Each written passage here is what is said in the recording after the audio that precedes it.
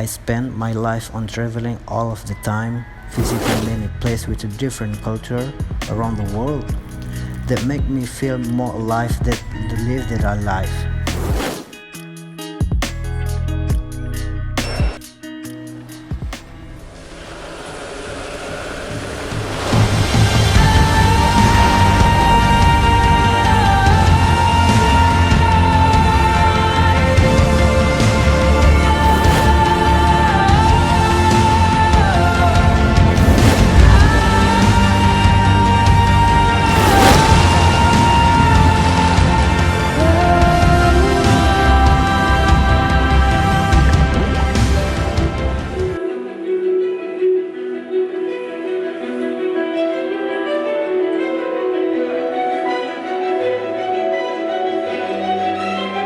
Tanggal 26 Desember tahun 2004, sejuta nestapa tak mudah dilupakan.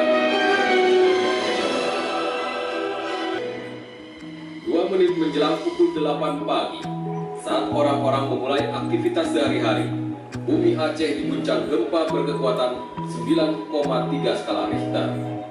Gempa bumi terdahsyat pada kurun waktu 40 tahun terakhir.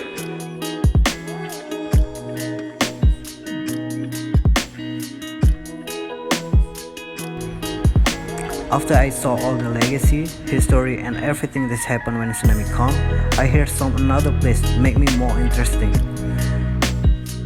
Rumau Aceh.